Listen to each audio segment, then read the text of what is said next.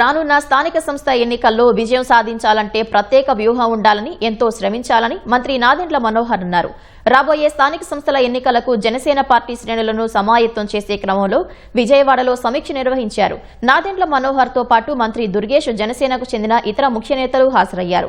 క్షేత్రస్థాయిలో నాయకులు కార్యకర్తలు పర్యటించి స్థానిక సమస్యలు పరిష్కరించాల్సిన అవసరం ఉందన్నారు. ఎన్డీఏ భాగస్వామ్యులుగా ముందుకు సాగాలని హితవు పలికారు. చిన్న చిన్న విభేదాలతో పార్టీకి నష్టం కలిగించొద్దని, అంతిమంగా పార్టీ బలోపేతానికి కృషి చేయాలని నేతలిద్దరూ జన సైనికులకు దిశానిర్దేశం చేశారు. స్థానిక సంస్థల్లో పోటీ చేయడం అనేది చాలా కష్టమైన పరిస్థితి.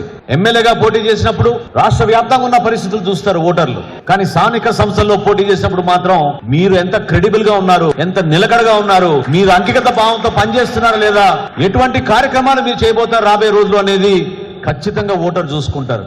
క్షేత్రస్థాయిలో పర్యటించాలి, ప్రజలతో మమేకం అవ్వాలి. మనం అందరం కూడా పనిచేసేది కేవలం పవన్ కళ్యాణ్ గారి నాయకత్వం కోసం, పవన్ కళ్యాణ్ గారి కోసం.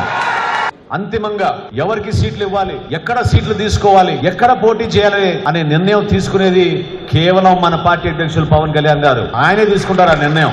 ఇతర పార్టీలతో మనం కలుపుకుని వెళ్ళినప్పుడు సహజంగా కొన్ని సందర్భాల్లో కొన్ని సీట్లు మనం పోటీ చేసుకోలేకపోతామేమో, కానీ పొత్తు ధర్మాన్ని మనం కాపాడాలి. మరింతగా మనం క్షేత్రస్థాయిలో పనిచేసుకోవాల్సిన అవసరం ఉంది. రాబోయే రోజుల్లో జరిగేటువంటి ఎన్నికల్లో విజయ దుందుబి మోగించాల్సినటువంటి బాధ్యతను మనందరం తీసుకోవాలనేటువంటి మాటను కూడా మీకు మనవి చేస్తున్నాను.